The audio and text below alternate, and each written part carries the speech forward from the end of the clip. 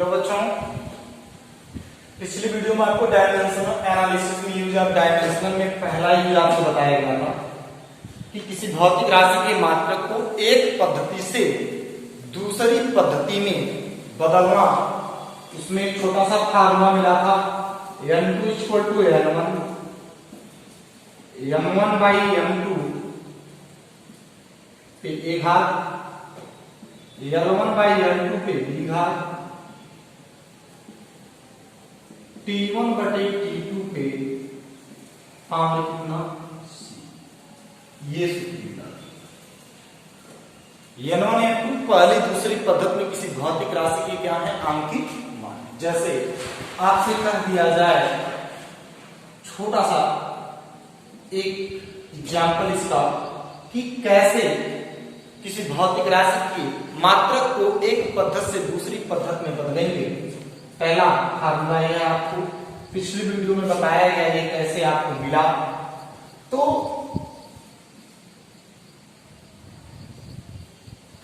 एक न्यूटन को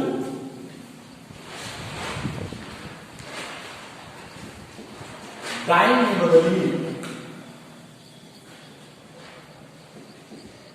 डाइन में बदलिए। किसमें चेंज करना है? एक न्यूटन को डाइन में बदलिए तो एक न्यूटन आपका सॉल्यूशन क्या होगा? एक न्यूटन को डाइन में बदलिए यानी n1 की वैल्यू 8 है और u1 क्या कर रहा है? मात्रक न्यूटन। तो न्यूटन किसमें है? एमकेएस पद्धति में बल का मात्रक है। तो एमकेएस पद्धति में सिस्टम ऑफ इंटरनेशनल यूनिट में आप क्या होगा? किलोग्राम मीटर सेकंड पे -2। ये आपका न्यूटन है, किलोग्राम मीटर सेकंड पे -2। तो अगर हम डायमेंशनल फार्मूले की बात करेंगे, ध्यान दीजिए कैसे लगेगा। सबसे पहले तो एक न्यूटन को डाइन में बदलने के लिए जब कह रहा है तो एक क्या है? यानी बल का मात्रक है न्यूटन। किसका? बल का मात्रक एमकेएस पद्धति में न्यूटन है। ऐसे डाइन किसमें होता है? सीजीएस में, यानी सीजीएस में बदलना है। किसमें बदलना है? तो इसमें m1 की वैल्यू 1 हो गई, u1 मात्रक क्या हो गया इसका? किलोग्राम मीटर सेकंड पे -2 जो 1 न्यूटन के बराबर होता है। किसके बराबर होता है? 1 न्यूटन के क्या होगा? इक्वल होगा। तो अगर डायमेंशनल फार्मूले की बात करें तो पीछे आपको निकाला गया है किलोग्राम, ये डायमेंशनल फार्मूला होगा। 1 है इसलिए एमकेएस पद्धति में 1 हो जाएगा। अब n2 की बात करें तो n2 दूसरी पद्धति में हमसे पूछा जाता है कि डाइन में बदलिएगा तो किसमें बदलना है? सीजीएस पद्धति में बदलना है। और u2 डायमेंशनल फार्मूला दूसरी पद्धति में m2 L2 T2। पावर कितनी है? T पे -2 डायमेंशनल फार्मूला होता है किसका? फोर्स का। अब हम लोगों ने पढ़ा सूत्र जो यहाँ पे दिखाई दे रहा है फार्मूला, या n1 u1 = पढ़ा n2 u2, याद होगा आप लोगों को। ठीक, बस आराम से स्टेप बाय स्टेप चलना है लोगों को। न्यूटन दिमाग में रख लीजिए, बल का मात्रक है तो बल का डायमेंशनल फार्मूला क्या होता है? m/T पे -2। तो हम एक सिस्टम में है, एमकेएस सिस्टम से किसमें जाना है? हमको सीजीएस पद्धति में जाना है। आप कहेंगे सर कैसे जाना गया? यहाँ पे दिखाई दे रहा है कि 1 न्यूटन एमकेएस पद्धति में बल का मात्रक है, डाइन सीजीएस पद्धति में है। तो यहाँ पे नीचे की ओर n2 = n1 u1 by u2 हो जाएगा। दोनों के मानों को रख दिया जाए तो n1 m1 बटे क्या m2, l1 बटे क्या l2, T1 बटे क्या, पावर कितनी हो जाएगी इस पे माइनस। अब बताइए ये न्यूटन, यानी अगर लिखना चाहे तो लिखें बल का मात्रक क्या है? एमकेएस में न्यूटन किसमें बदलना है, सीजीएस में। यानी दूसरी पद्धति जो है हमारी, जहां 2 आप देख रहे हैं सब सीजीएस पद्धति में है, और ऊपर किसमें एमकेएस में, बदलना किसमें है, सीजीएस पद्धति में भी बदलना है। L1 का मान कितना है, 1 है, M1 का मान किलोग्राम होगा, दूसरी पद्धति में क्या होगा, ग्राम होगा, इसमें मीटर, इसमें क्या होगा, सेंटीमीटर सेकंड, और नीचे भी क्या होगा, दोनों ही पद्धतियों में समय का मात्रक क्या होता है, सेकंड होता है। फिर आप बता दें, यहाँ पे किलोग्राम है, नीचे ग्राम है, यानी N2 इक्वल टू क्या हो जाएगा, 1000 ग्राम बटे ग्राम, मीटर था तो 100 सेंटीमीटर बटे सेंटीमीटर, सेकंड कैंसिल हो जाएगा, -2 पावर वही होगा 1 के -2, तो ग्राम कैंसिल, सेंटीमीटर कैंसिल, तो कितना बचा, 1000 मल्टीप्लाई कितना, 100, फुल लिख सकते हैं 10⁵ कितना इक्वल टू। अब क्या होगा, यानी आप इसे कह सकते हैं कि 1 न्यूटन इक्वल टू 10⁵ क्या, डायन,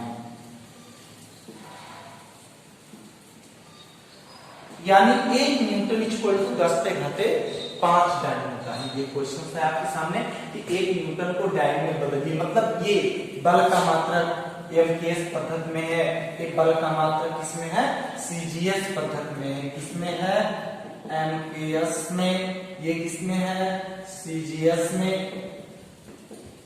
ठीक, तो हमको कहां बदलना है, एमकेएस से किसमें, सीजीएस में, यानी ये एमकेएस पद्धति में लिखा गया डायमेंशनल फार्मूला, ये किसमें लिखा गया, सीजीएस पद्धति में है, वही केवल क्या लग गया 2।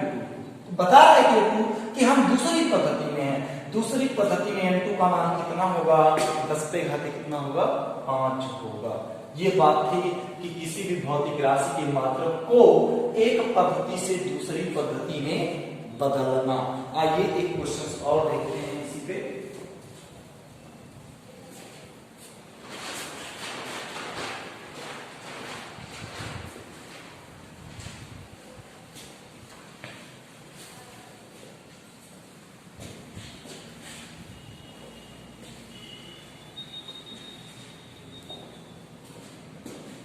पारे का घनत्व 13.6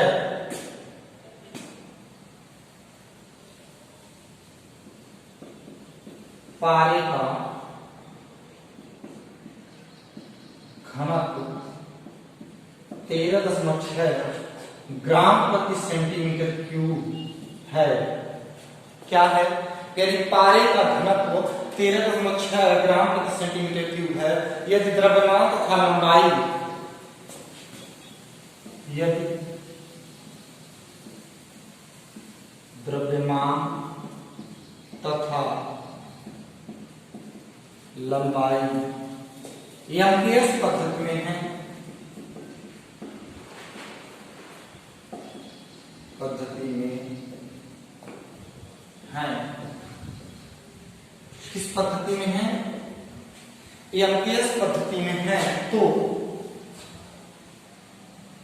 नई पद्धति में पारे का घनत्व कितना होगा, तो नापें, पद्धति में नापें, तो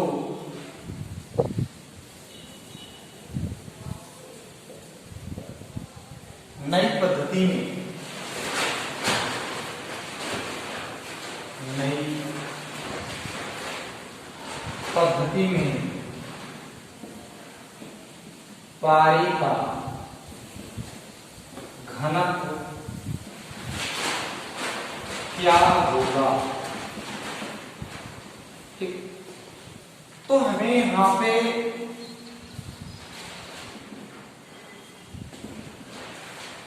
13.6 क्या है, L1 की वैल्यू, डेंसिटी, घनत्व का डायमेंशनल फार्मूला यानी सीजीएस पद्धति में पहले दिया है, फिर कह रहे हैं कि द्रव्यमान तथा लंबाई एमकेएस पद्धति में नापे तो इस पद्धति में या नई पद्धति में पारे का घनत्व क्या होगा।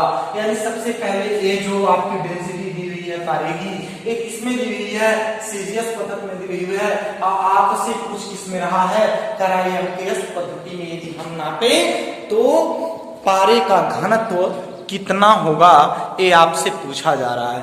तो चलिए देखा जाए, डायमेंशनल फार्मूला ऑफ डेंसिटी की होनी चाहिए, तो कितना होता है ml पे -3, ml पावर -3, ये डायमेंशनल फार्मूला है इसका डेंसिटी का।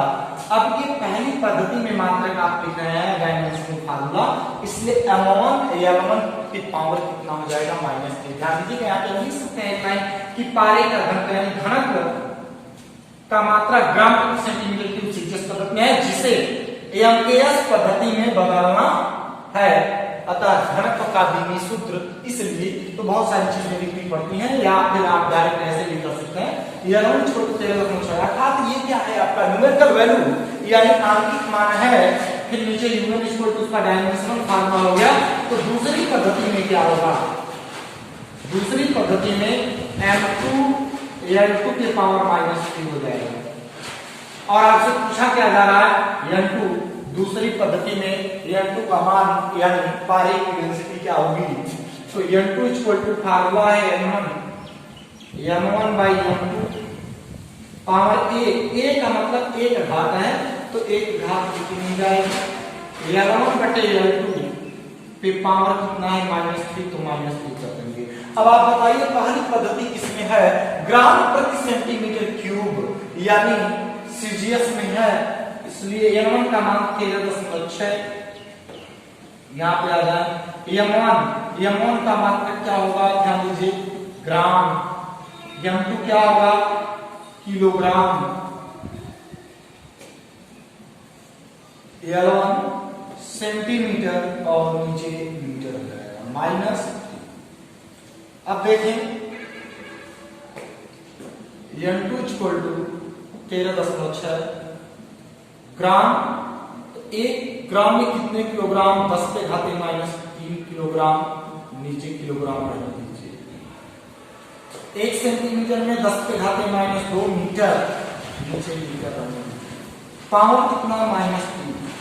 अब किलोग्राम कैंसिल हो जाएगा, मीटर कैंसिल हो जाएगा, 13.6 गुणे 10 पे -3 गुणे 10 पे -3 गुना +6, ध्यान दीजिएगा -3 का गुना -2, तो कितना आ जाएगा माइनस।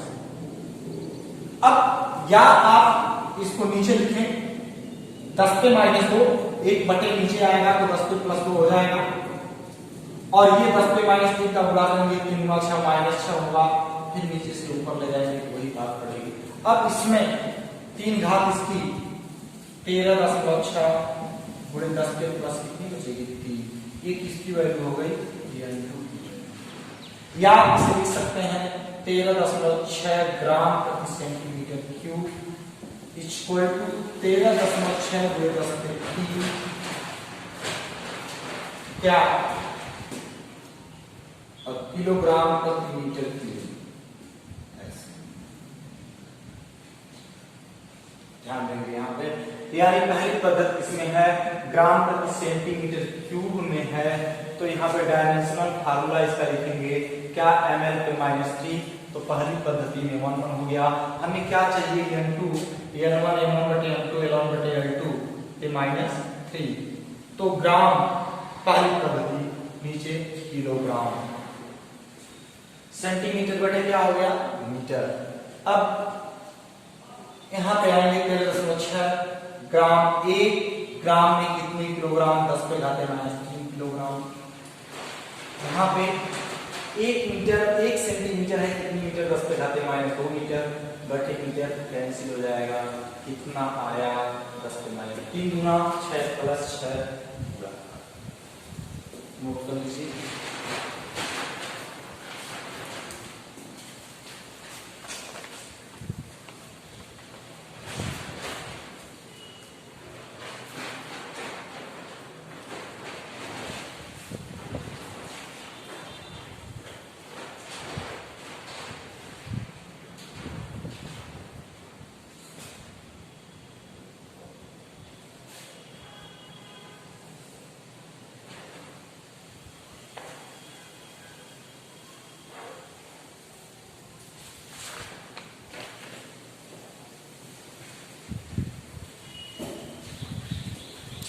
चलिए आगे देखते हैं।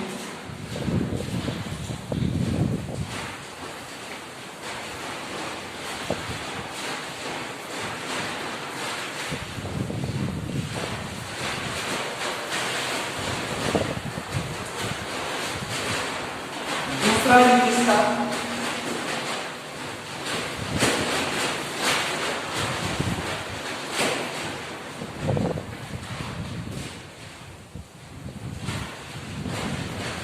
किसी भौतिकीय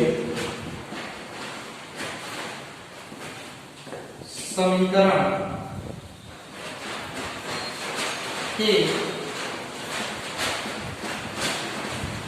सत्यता की जांच करना।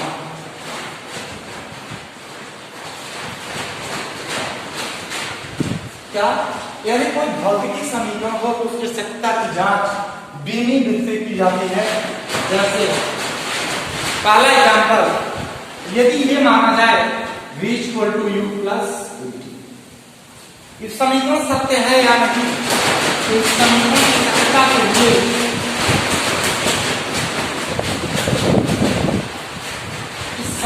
सत्यता के लिए दोनों पक्षों की विमाएं लिखी जाएंगी। यदि दोनों पक्षों के प्रत्येक पद की विमाएं सही हैं तो दिया हुआ हमारा भौतिकीय समीकरण सत्य है। तो वेलोसिटी का LT के -1,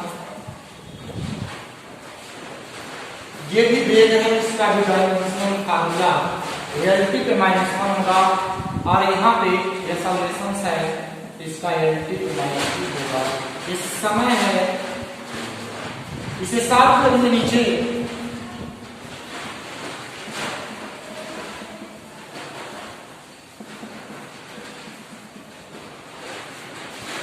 अब P का गुणा होगा तो P के -1 बचेगा। अब देखिए जो डायमेंशन फरमाइए वही अतः दिया हुआ समीकरण क्या है, यदि हम T = 2π√L/g का डायमेंशनल फार्मूला निकालें तो भी सेम T क्या है, आवृत्ता है, समय का डायमेंशनल फार्मूला T होगा। 2π कांस्टेंट है, इसका डायमेंशनल फार्मूला नहीं होता है। L लंबाई है, लंबाई का मात्र मीटर का डायमेंशनल फार्मूला L। G ध्रुवीकरण है, इसका LT के -2 होता है और सबके पावर 1/2 लग जाएगा। क्या था? अंडर था। अब L से L कैंसिल हो जाएगा, 1/T के -2 पे कितना है, अभी 1/2 पावर। P नीचे से ऊपर जाएगा तो होगा और 1/2 है, कैंसिल होगा तो क्या आएगा, T यानी P = T। अतः ये भी दिया हुआ समीकरण हमारा क्या है, सही। यानी यदि जो भी हमें समीकरण प्राप्त होता है, यदि उस समीकरण के प्रत्येक पद की विमा एक दूसरे के क्या है, बराबर है, तो दिया गया हमारा भौतिकीय समीकरण क्या होता है, सत्य होता है। इस पर कुछ और सवाल देखते हैं। जैसे सवाल P = B - x², सवाल है P दाल है P = A या B - x² बटे A, जहां P दाल है, क्या है P दाल, x दूरी तथा T समय है, तो नियतांकों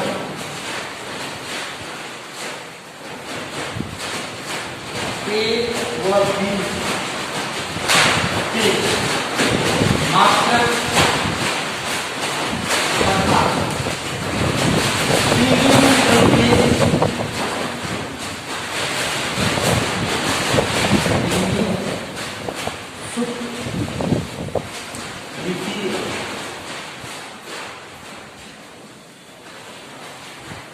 चलिए देखा T क्या है,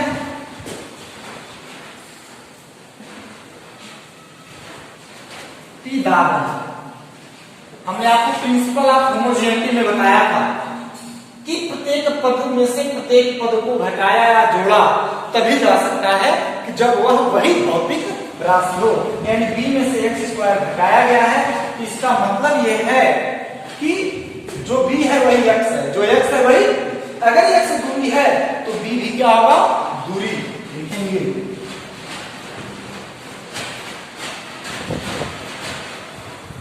यानी एक्स क्या है, दूरी है, और बी क्या है, यानी जो जितनी वैल्यू एक्स की होगी उतनी ही वैल्यू, मतलब यूनिट की वैल्यू की मैं बात कर रहा हूं कि अगर ए जो आपका बी दिखाई दे रहा है, एक्स दिखाई दे रहा है, तो एक्स स्क्वायर की वैल्यू जो होगी वही किसकी होगी, बी की होगी।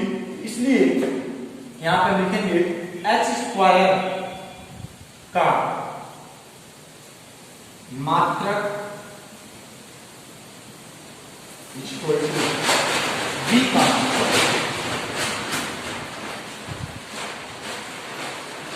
एक्स स्क्वायर का मात्रक इक्वल टू बी का मात्रक, एक्स का मात्रक क्या हो जाएगा, metre square equal to B का।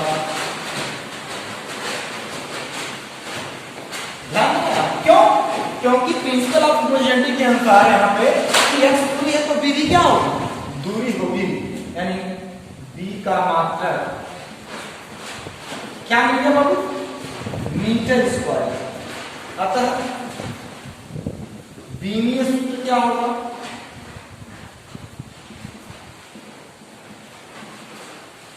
यह ठीक। अब किसका चाहिए,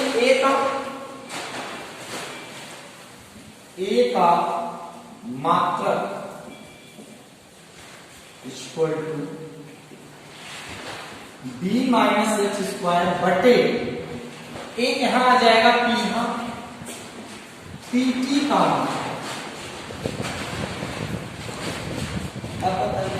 बी एक्स, यानी दोनों दूरी, तो दूरी का मात्रक क्या होगा, मीटर। यहां पे क्या है, दाब, दाब, तो दाब इक्वल टू क्या होता है, बल, यानी P equal to F by A, ठीक, P equal to F by A. तो यह किलोग्राम मीटर सेकंड पे माइनस 2 बल, और एरिया का मात्रक क्या हो जाएगा, मीटर स्क्वायर, यानी किलोग्राम मीटर पे -1 सेकंड पे माइनस, तो यानी दाब का लिखेंगे मात्रक किलोग्राम मीटर पे -1 सेकंड पे माइनस, ये किसकी यूनिट होगी, दाब की। समय की यूनिट क्या होती है, सेकंड, इसे सॉल्व कर लेते हैं। मीटर नीचे से ऊपर जाएगा प्लस, तो किलोग्राम मीटर स्क्वायर, सेकंड एक खत्म तो एक बचेगा, तो नीचे से ऊपर जाएगा सेकंड पे प्लस हो जाएगा, यानी ए का मात्रक क्या मिला, ध्यान देंगे आप, किलोग्राम नीचे से ऊपर जाएगा तो -1 हो जाएगा, ये मीटर पे -1 ऊपर जाएगा प्लस होगा, एक घात पहले से मीटर पे 2, सेकंड की एक घात खत्म होगी, एक घात बचेगी, नीचे से ऊपर जाएगा प्लस हो जाएगा। अब चाहिए ए का बीमी सूत्र, डायमेंशनल फार्मूला पे ए का बीमी सूत्र क्या होगा, किलोग्राम पे -1 का मतलब m पे -1, मीटर स्क्वायर का मतलब l square, second means t, या ए का मात्रक दिया लिख सकते हैं किलोग्राम पे -1 मीटर स्क्वायर और सेकंड, ये सही है, ये भी। कोई प्रॉब्लम किसी को, तो इस तरह के और भी सवाल हैं आपके पास, बहुत से एक्सरसाइज इस तरह के मिलेंगे, नोट कर लीजिए इसे। एक सवाल अगला,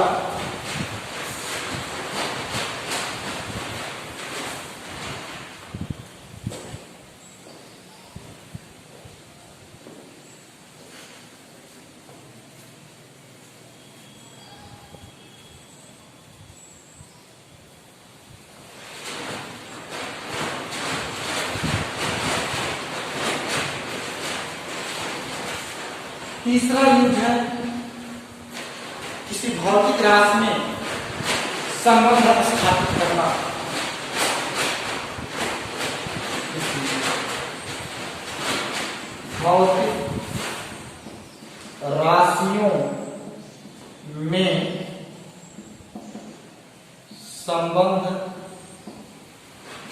स्थापित करना,